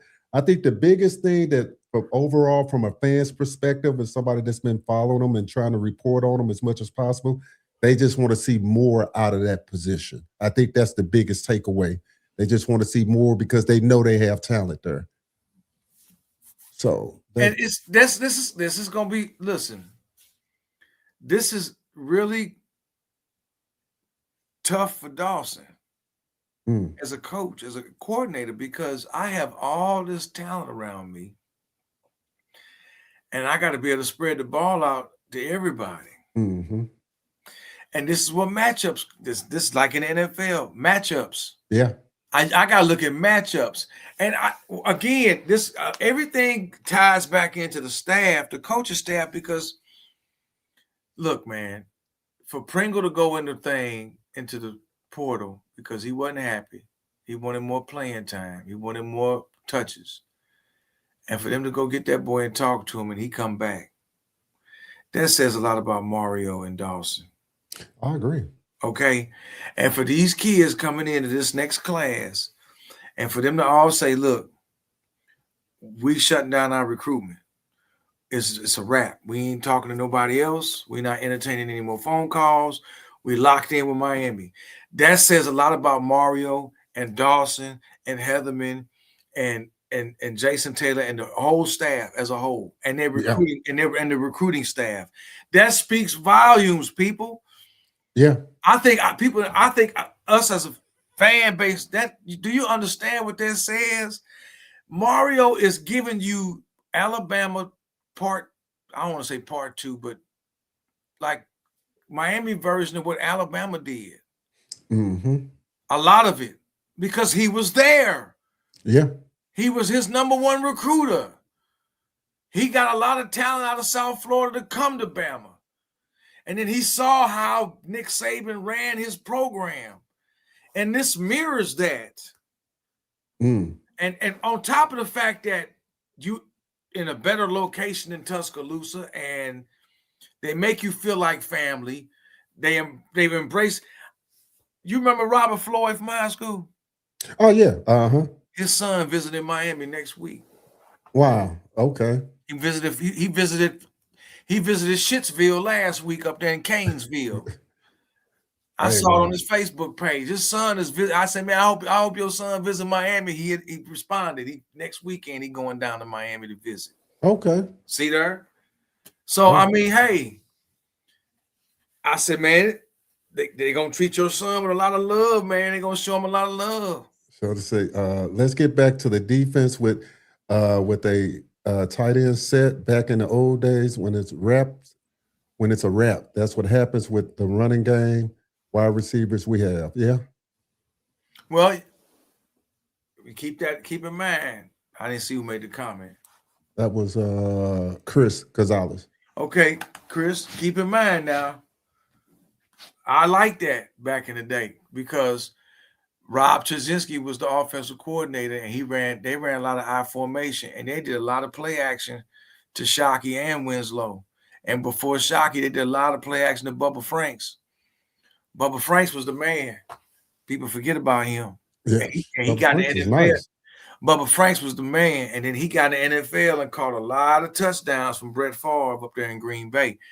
So the offenses are different now with the spread. Not that different play actions aren't there. It's just this. I miss that, man. Shockey was a dog, and then Winslow. To me, if I had to pick any tight end out of all the Miami tight ends, I'm taking Winslow because that dude was a dog, man. Yeah. I mean, I know he had his off the field issues, but on the field, his football IQ was through the roof, and he was a dog, man. He was a dog, man. I love that about Winslow. He was a dog. And I'm not saying Lofton ain't a dog either, but it's a different game now. And yeah, it's way different. These spread offenses have just changed things now. And I get it's a different game. I always say it's different than what conference you play in too, because there's a reason why, the Big Ten, they have the big physical blocking guys who could play on the line. I'm just talking about general statements, And going back to the coverage, it was the CW. Yeah, somebody said ACC is the one they have matchups from the ACC, the Pac-12, and the Mountain West. Okay. So they threw their hat in the ring to get some of the games. That's how one or two Miami games was on the CW last year. That's what Johnny put. He says it's CW with ACC games. The ESPN got the rest of them. The CW got maybe 2 or 3 games. It says Randall Jr. is now the new rankings is number 2. Oh, Randall Jr. Okay, he was putting that to somebody. Rankings is number 2 linebacker ahead of Henderson. Oh, Randall Jr. is in the new rankings. It's the new number 2 ranked linebacker ahead of Henderson. Hey, both of them good. Yeah, both of them good. Thank you there, bro. So, somebody got a question. What's up, Anthony? It says E&D. I got an interesting question for both of you guys, both of you. If you played football in your younger days, that's a long time ago, would you rather get hit by a prime Ray Lewis or Sean Taylor? Well, hell, first of all, I would have to be running somewhere to get hit by him. When I played defense. I played defense. I mean, I don't know. It's just something about getting hit from a safety that's building up speed, running 20 miles an hour, hitting you. Right.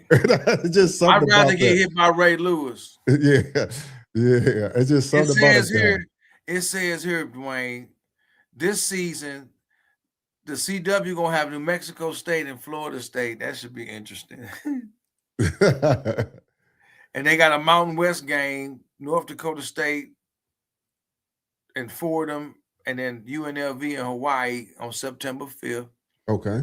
Their Pac-12 debut is University of Texas San Antonio against Texas State. Other notable matchups will be Stanford at Duke. That's an ACC game. James Madison at San Diego State. And Boise State at Fresno State. Them Pac-12 games. Them the only games they're going to have this year. So Miami won't be on the CW this year. It's our little brother up north. They're going to have a game on the CW. The funny part, I think I read something, or maybe it was on Facebook, where it was interesting how the guy tried to frame it, that Miami's begging to come to the Big Ten. I don't know if any of you guys out there, and I'm thinking like, man. No, they not. They're not begging. Why would they beg? They ain't begging nobody. Shit. I like, man. If they're begging Miami to come to them, but if I'm Miami, I wouldn't go. This is Big E. Yes, Mario learned from the best. Jimmy Johnson, Bush Davis, Nick Saban. All them. Yeah. He like a combination of all of them, man. This man is about to be dangerous. I'm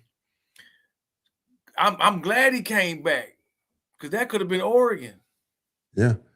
But he said he wanted to come home. Johnny hit on Johnny Green where it says Gavin Mueller is going to be a problem in college football in a few years. Johnny Shockey 2.0. Right. I keep saying I've been reading a lot of reports on how how good he's looking in practice and stuff. I'm hearing he a dog. My man is correct. He said I thought Bubba also won a championship with the Patriots. Did he win a championship with the Patriots? Bubba Franks, he might have. Is that where he went after he left Green Bay? I'm about to look it up. Yeah, I have to look that one up. Because I remember back in the late 90s, early after he left, when he graduated from Miami, 99. He graduated in 99. So his first year with Green Bay was the fall of 99, his rookie year. And I remember, man, him and Brett Favre hooked up a bunch. It says we had some beast tight ends, say Shockey, Franks, Graham, Winslow, Olsen, Majuko. And Brevin Jordan. Yep. And what was the other tight end? Wofford? Well, yeah. I think it was Wofford. Good too. Yeah. He was getting passes from Kaya. No, not Kaya.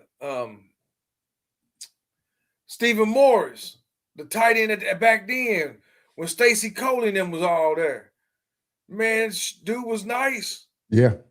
Miami always had nice tight end. I'm like, I don't know how you can't say Iowa and other schools was tight end you. Miami always been tight end you. Yeah, I never said they was tight end. I just said two different, well, not me, but just two different styles of tight ends come out the Big Ten compared to. Yeah, they're bigger, taller, more blocking style. Yeah, that's all. Yeah. And then when you get them, it's just what do you want in the NFL of your tight end on your team, So, some teams want to pass catch a tight end. Some teams want a more run blocking tight end. It's just the NFL is so strange it's kind of like what fits their team, So right. You can get the coach like you got old boy that came out of Penn State last year, but then remember he went number 2 in the draft. The old boy from Michigan went number 1 over him, It is crazy because they took him number 1, but you heard more about Tyler Warren, than you heard about the Michigan guy taken before him. So it just all depends on what you want as a team when you get to the league. So take a couple more before we get out here. I thought most of the schools in Missouri area made everybody play on both sides of the ball because aren't most schools in Missouri 7-man football? Or I'm thinking of Kansas. You thinking of rural parts of Missouri and going into Kansas. Yeah, most of the suburban areas or 11-man football. Yeah. Yeah, I think even when you get up in like some parts of Nebraska and stuff like that, it's 7-on-7, but it's really more the smaller areas where they don't have big populations. But even like in the Boot Hill of Missouri, I think they got 11-on-11 football too. Carruthersville and Haytide. Yeah, they 11-on-11.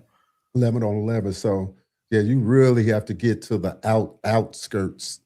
He said Kevin Everett too. Kevin Everett, yeah. So yeah, it's interesting. Before we wrap this up, it was one more thing that I just wanted to ask you before we got out of here. because we talked a little bit about how Mario's makeup is coming into the season, or how we perceive his makeup should be, because a lot of people in the media space are giving Miami a lot of praise right now. It's kind of the crazy part about this is that it's kind of weird, kind of seeing that from as a Hurricane fan and somebody that gets on here and talk about it, Miami Hurricane football, to see some of the national media talk so highly of Miami.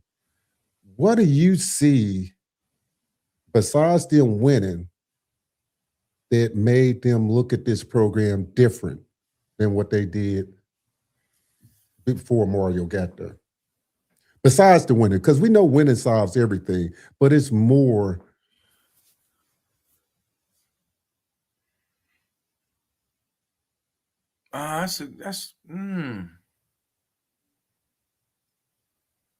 Like you say, winning solves everything. Winning solves everything, but I think a lot of the difference today is just the culture. The culture, the communication, what's being said versus under Diaz. I don't think Mark Richt did bad. I just think Mark Richt was at the end of his rope anyway, health-wise. And you got to have a lot to make it in this sport now, man. It's more than just a head coach. You got to hire the right coaches, Yeah, and be able to retain them. I think that was the downfall of Clemson. yeah. Dabo had really good coaches and really good coordinators, and once he lost his coordinators, Clemson dipped. Yeah, when Venable went to Oklahoma, the defense dipped, and he lost more than one offensive coordinator, because when he had them, they was. Yeah. Miami kind of mirrors Clemson a little bit. 2016, they had Deshaun Watson. They got to the Natty and lost a close one to Alabama. Then the very next year, they win. They beat Alabama for the Natty. Right. I'm not saying Miami if they were to get back, I don't think they would be playing Indiana, but I think Miami plays against Oregon for a national title. I really think interesting. Oregon. Yeah, Oregon is loaded. I like Oregon a lot next year. That would be a big headline. I think Mario against his old team that he used to coach. I think that would be the icing on the cake. I really do. If they played Oregon. I know Ohio State fans don't want to hear that, but I think Ohio State is going to be. I don't think Ohio State's going to be the winner of that Big Ten when it's all over and said. I think the team to watch in the Big Ten is Michigan and the USC and Oregon. Yeah, Oregon. I don't think it's going to be a dogfight in the Big Ten. It's going to be a dogfight. I think the Big Ten has done something that they've been wanting to do, and that's take the place of the SEC. That's interesting. It used to be all Alabama and Georgia, and Tennessee, and okay, who else is in there? That's before the Texas and A&M's, them Big 12 schools. Okay, you take these Big 12 schools out when it was just the SEC. When all them others, when Oklahoma and Texas and A&M and Missouri were in the Big 12, and it was SEC. It was Georgia, Tennessee, Bama, LSU. It's been a while since the Gators could get up a gulp of air. Yeah. Ole Miss might come up and get Gators going to be better this year, though. Right. So, but now in the Big Ten, you got Michigan, Ohio State, USC, Oregon. Iowa's still going to be good. I don't want to say Indiana, but I'll say Indiana for right now. So the Big Ten is kind of on par with the SEC now. Yeah. The ACC, not so much. I'm not going to say the ACC has a bad conference. They don't. And they always, at the end of the year, they always say, oh, the ACC is not as bad as you think it is. But the ACC don't have any. Aside from Miami, who else is there? Yeah, let Clemson come back in Florida State, but I think Florida State. Georgia Tech is not going to be what they were because Yeah, oh boy graduated that quarterback. yeah. I don't think Virginia's going to be what they were last year. They had some dudes on that team, and they in the league now. I think Virginia Tech a year or two away. I think Franklin gonna get them back. Yeah. I think it's little brother is just in this. He in the sandbox in the playground crying right now. Hey, Bobby Perkins, why did you put you not sold on Menza yet? That'd be interesting. Yeah, that's a good one. I mean, are you not sold on him being a Cane or as a quarterback as a whole? Because if you go back and watch film of what he did against everybody with Duke, it's like, well, how can you deny that? Right. Yeah. I mean, you can't. I mean, that's going to be interesting when that pop up. I'd like to know. It said, I see both of y'all wearing Nike and Adidas. The contract is coming up. Where do you all want Nike? What do you all want, Nike or Adidas or something else? Well, I'm a little biased. Tell you the quick backstory. When I was traveling back, when I was in Miami, just down there chatting it up with some people during the national championship game, Eric and I was down there, and was flying back through the airport. I ran into one of the Adidas reps. We had a long conversation talking after at the airport about the game. So some things said that I can't say on camera, but myself personally, I like to stay with Adidas. Now, what do you like better, the Nike or the Adidas, Eric? I don't give a damn. I don't care if it's Nike, Adidas, Wilson, Champion. Just win. Right. I don't care if it's a Fruit of the Loom jersey. What do you like better though? I don't know. To me, my favorite uniforms of all time was the 2000 through 03 uniforms when they won their last natty. Them was the best uniforms. I stand on that. Those were the best uniforms Miami has ever had. I got the pictures when they debuted them, when Ed Reed and all them came out with the green on, with the green ones. That first year, 2000. And they ran them uniforms to the 04. Nike came out with the new one with the stripe that went this way. That was in 04. But those are my favorite personally. The 2000 to 03, not just because they won a natty. I just thought them was the best looking uniforms they ever had. The all white, the orange and the green, and they can mix it all up. I'm not in favor of wearing black anymore. I don't like the black uniforms. I've never liked the black uniforms. Let them other schools do that shit. They had to do that kind of shit to draw up attention. Right. Miami don't need to wear that bullshit. The military thing, okay, that should be a one and done. When they play Stanford, I wouldn't. The Marine colors, okay, look. And I hate these helmets. I will say it again. I hate these helmets. I do not like these helmets they wear. Everybody got the same face mask. I don't like that. I've never liked that. I don't like it. That's just my opinion. I don't like it. The linemen don't wear a face mask the same as the quarterback and the wide receiver. All these slits and space age bullshit. Yeah. I don't like all that bullshit. I think they do it for some just since CTE and something like that nature, but I don't know. CTE my ass. It's called MONEY.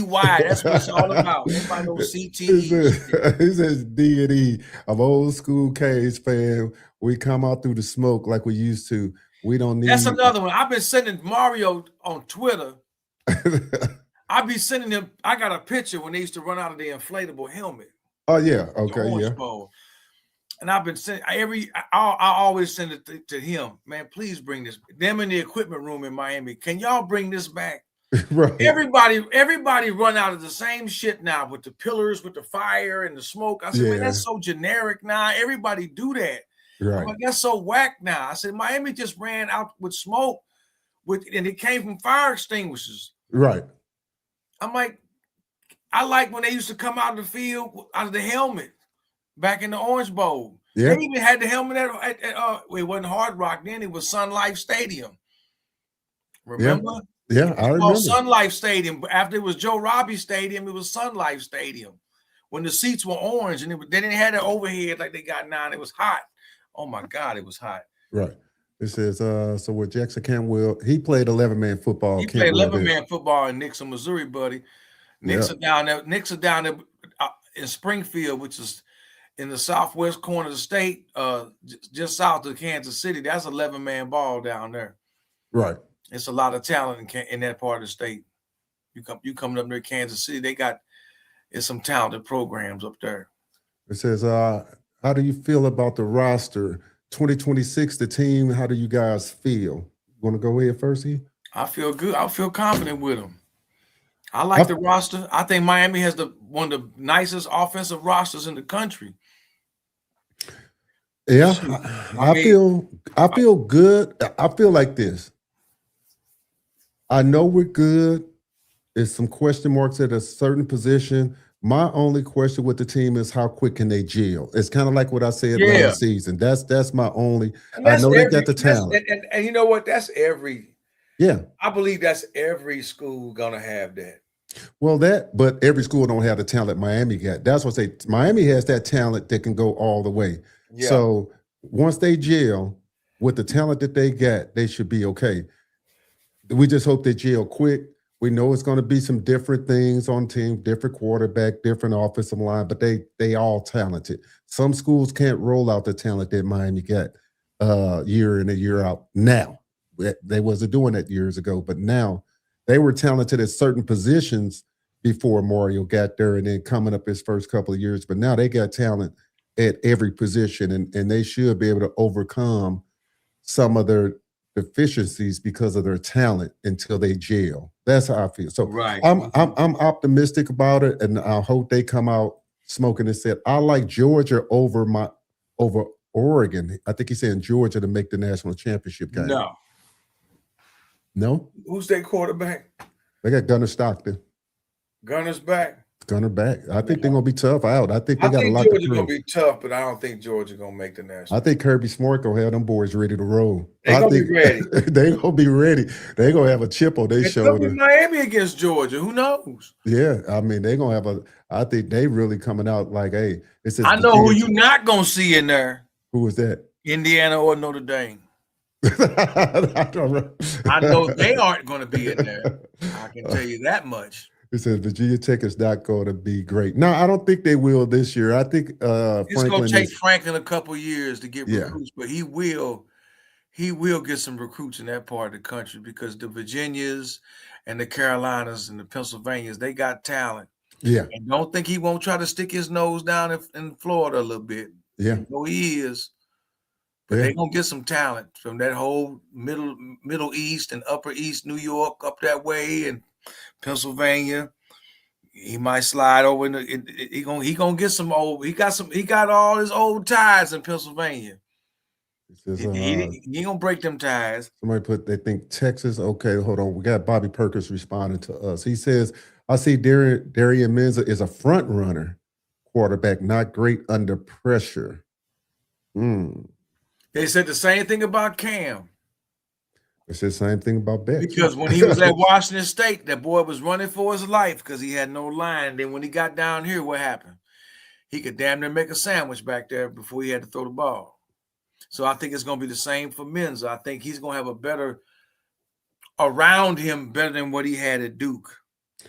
Which is and I can't say he wasn't great under pressure because in the Virginia game, in the ACC championship game, he was dealing. I mean, he was dealing out there. Because we was wanting Duke to win because if Virginia would have won that game, Miami wouldn't have gotten the playoff. Yeah. Virginia would have got in. I seen him play two games. Menza is the one that Menza and Diaz and that the Duke team is what put Miami in the playoff. I think when he was at Duke, and this is the thing. Was he before that? Tulane. No, it wasn't Tulane. James Madison. No, I forgot where he came from. But I just think that he had to do so much at Duke. He don't have to try to win games by himself here. That's how it was with Cam in Washington State. He had to do everything. Yeah, I just think that when you press it as much as you got to press, you could dump the ball off here and get somebody that could take it to the house. You know, they didn't have that kind of capability And that's no slight against Duke. They just didn't have the athletes that Miami got. So he had to press a little bit more. I can understand you not being sold, but like a guy told me, I think he kind of was on one of my chats when he was talking about Darian. And when a guy comes into a program and he's as talented as he is, which we know he's talented because you can't be second in passing in the nation and not be talented. And then God said, well, he played at Duke. Well, Right. Duke played some of the same teams Miami played. He put up these numbers against somebody, so has he been in the pressure cooker? I would agree with you. No, he's not. He's coming in with more pressure probably this year, probably than what Carson Beck had last year, because the expectations is even higher this year. But I think I trust Mario and those guys judge a character, how they evaluate them, and they wouldn't have got that boy if they didn't think he could handle it. Go ahead, E. I agree. Yeah, I just think I think out of all the quarterbacks available, Miami came out the best because with Sorsby, you got the bullshit with the gambling. And who was the other quarterback that was out there available? Yeah, Sorsby, had the guy from Texas, Texas State or wherever the heck he was from, the one Texas. He was nice too. Yeah. Where'd he end up going? He wound up going to Indiana. He was nice, the kid from Texas State. Or was it North Texas? One of them. North Texas. That's where he was from. North Texas. Was nice. I'd have been happy with him too. Yeah. He was nice. Yeah. He was nice. Hey, man, look. It's going to be a fun season. Yes, sir. Everybody. I mean, so everybody just look forward to it. I'm not in a hurry to get to it. We ain't even got to July yet. This month of June flying by. Shit, man. It sure is. Okay, I'm not in a hurry for the summer to be over. It says, we can wrap this up. Say, I like the Nike uniforms. It says, I think FSU is going to have another rough season. We agree there. Somebody said they like the white uniforms. Somebody say I like the black uniforms we wore whipping on Notre Dame. I didn't like Max, I didn't like the black, man. I do not like that shit. I like the black socks, the black cleats, and our uniforms. Yeah. That's what I like. The black socks, the black cleats, and our uniform, the red pants, or the orange, orange or the green. That's my opinion. Don't mean I'm right. That's just my opinion. I've never liked the black uniform. I feel like that's shit the other schools like Purdue and Duke and North Carolina would have their blackouts on Thursday night games because they ain't on the same level with Miami. Right. Miami on a different level. Why we got to wear black? Right. We're not trying to garner attention to have a blackout on a Thursday night or a Friday night. We don't need to do all that. We don't need to do that. Just come out there. I think they said at Florida State they was having an orange out, didn't they? I think they did. That's the email I got. FSU got some black uniforms too. They don't need that. Yeah. As I don't hate Florida State. Okay. I don't like Florida State, but I don't want them to be trash. I prefer the Gators to be trash. And that's right. Right now, they like right behind Miami for that 27th class. They are trending up. Yeah. They try to do something different. I guess they finally decided to spend some money. They're spending some money. I read a long article on them. They are trying to get that program. What you got to do to get right back on track. So, I don't know what they're going to do about a coach or stay consistent with a coach because every few years they go to somebody else and somebody else and somebody else. Right. I think they seem like they're behind this guy. Say, I hated that stadium. We didn't have a top on it. It was hot as hell. Miserable. Hell yeah, it was. Which one they talking about? Is this Sunlight Stadium? Oh, Sunlight? Okay, yeah. So somebody got Pro Player Stadium up here. I think. Well, it was Sunlight. I got pictures of them when I went there back in 2012 for that North Carolina game. And I sat in the nosebleeds, boy. Woo! Yeah, shoot.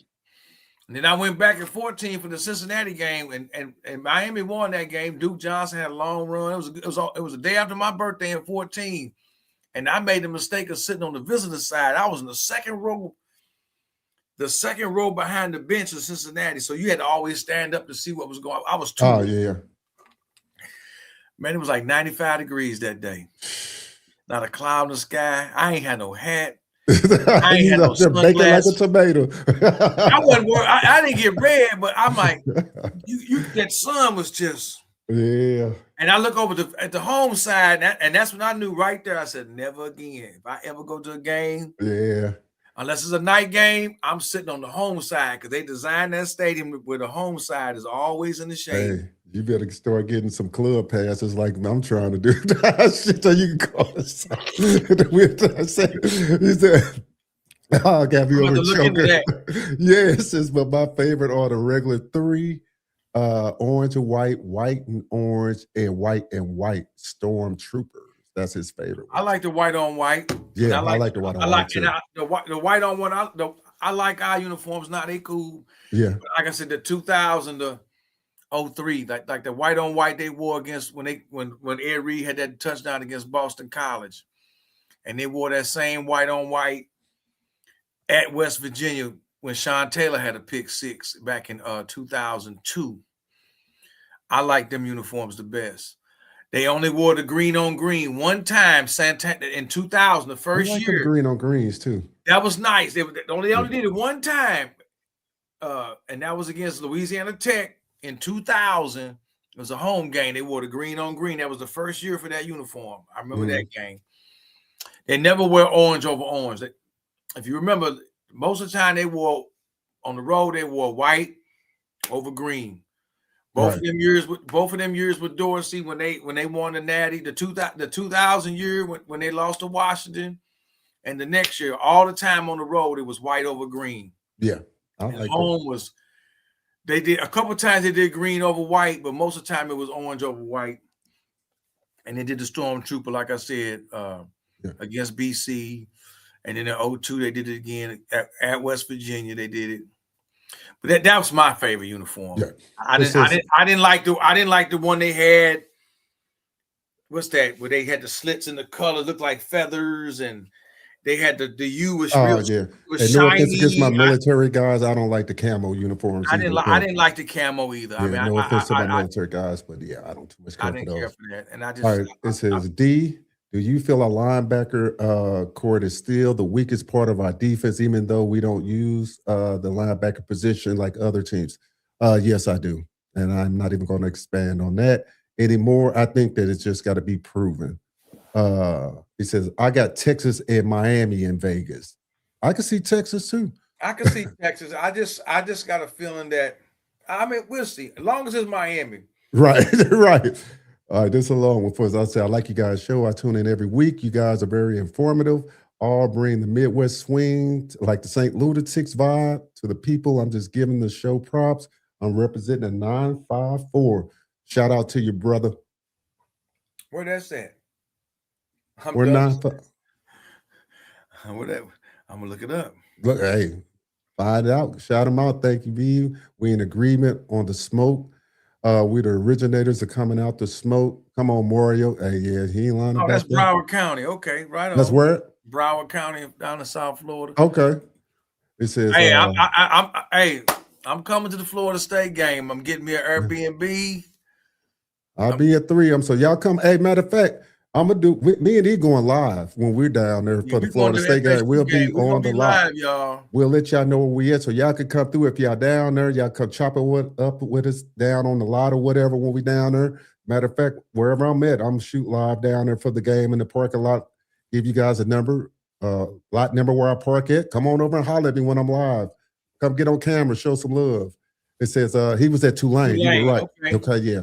He says that we wanted him.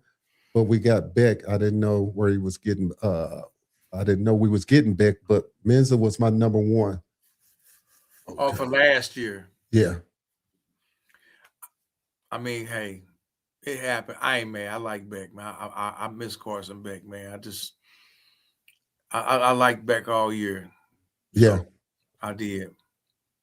It says, he said, I remember the inflatable helmet we used to use too. Say, yeah.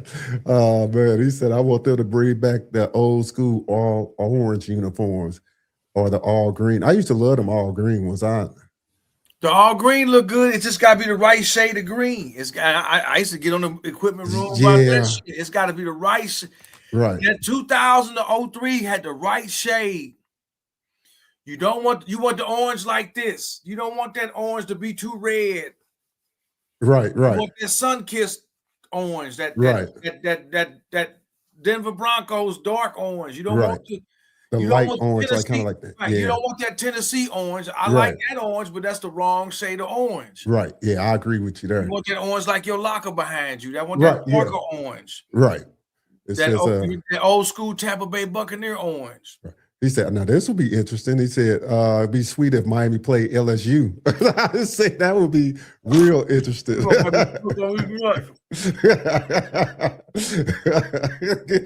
I can see that happening. That'd be funny. He says, I still call it Joe Robbie Stadium. I think a lot of people do still. Oh, man. He says, good old South Florida weather. Yeah, I'll be having some weather down there, bro. Shoot. Oh, man, what's up, orange and green? He says, take these last couple of ones of the players. Lofton for sure. They're talking about that. He said, I don't like the green jerseys or the pants for some reason. Damn, IMAX. Come on now. I think they're sweet. Like I say, got to be the right color. Even the green pants, it's got to be that dark green. It's got to be that right shade. Yeah. I think what they wear now is it's a shade lighter than what they were in 2003. Yeah. I like that. They look so good when they came out again. Because I think I watched Rozier and them playing them one time. I think it was Rozier and them playing when he was, I'm not sure, but I think it was. Man, them things are sweet. Man, they look so good when they came out against Ohio State in that Fiesta Bowl with them green jerseys on, man. Shit. I said, oh, they rocking the green tonight? I said, oh. I just knew we was going to win that game. I didn't want to go down that road. He said, so y'all think our O-line would be the weakest part of our team this year? Last year probably was our linebackers, right? I don't think our linebackers were weak last year. Yeah. And I don't. Well, I think on Miami defense last year, in the middle, I don't think Scott and Blay and Moten didn't really play up to a higher level till later in the year. Okay. For me, that's my focal point right there. Them two defensive tackles. I need Jerome Brown. Right. I need Warren Sapp.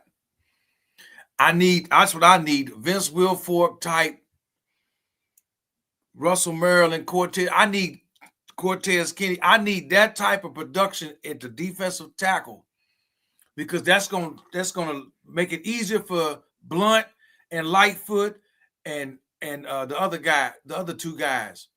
Yeah. My man from Missouri, Wilson, that come over, and my man that sat out. He kept out because he got a little hurt. Yeah. And Mario said, "No, we're gonna see," because Mario know what he got in him. So, to me, that defensive tackle that's where, since he built on the trenches, it's the same with the defense. Right. Them two right there, man. That defense is going to revolve around them. If them two dudes come in there and raise hell, the way Scott was coming on at the end, right? Come on, man. You got to remember when they finally played against Indiana had a damn good old line. Okay. Yeah. Yeah. They held their own with these dudes, and these dudes was 24, 25 years old. Right. Justin Scott, 20 years old, he a junior. Yeah. 20, 21 years old. He might have just turned 21. He's a junior. Playing against dudes that could have been in the NFL in their second, third year. Right. So, I mean, if they can build off of that and play that defensive tackle up front, you're going to make life a lot easier for your linebackers. And it's going to make life a lot easier for the safety and your flanker, or not the flanker, but your striker. And it's going to make life so much easier for them because now I don't have to creep a safety into the box all the time for help or run support. Well, the crazy part, I'm the same way. I'm thinking like it's going to be when you get that stout middle, it keeps them. You can keep your linebackers clean. Your linebackers could do a lot when you can keep them up off of them. So thank you. I just see that that's going to be essential. Somebody put I gotta see, say come on the green parking lot. Come grab some food. I think I might be on the green too. I'm either on the green or the orange. Hey, But, Gio Kane, if you there, I'm there. Because every time I come down, I'm like, I don't know anybody around here. I'm like, I can't just be walking eating somebody's food and shit. I gotta go buy this high ass shit in the state. Yeah, I think I'm on the green. I'll let you. Hey, Gio, hey, send me a email. Zone Sports. Well, I'm gonna let you know. Gmail.com. Okay, I'm gonna let you know because my classmate live in Miami. Okay. She live in Miami Garden. She said you could walk from the. I've been to her house. I could walk to the stadium from her house. So if we all talking about going to the game, I'm like, well, we might as well just park our cars at her house and either they give us a ride and drop us off or walk over there. But if you already got a parking pad, because I already got one. I told Eric, I said, man, I bet the parking pad is gonna be. I said, unless you get on the orange and they're gonna have you way out. I said, if you get the blue or the green or the black, you're gonna pay. I don't know what you pay, but it's gonna be pricey. Yeah, Gio, I am on the green. So hey, we'll link up. Just send me a email.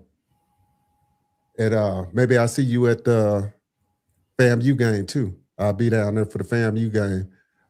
All right, let's move on before we get on so we can get on out here. He says Texas is human. Texas is as human as for.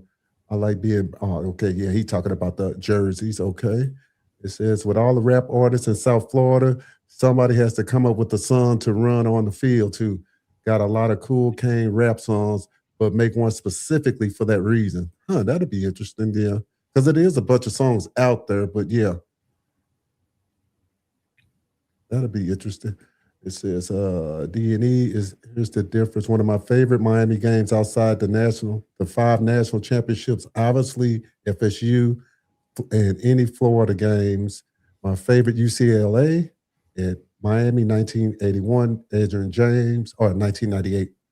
Adrian James ran wild. Yeah, I remember that like it was yesterday.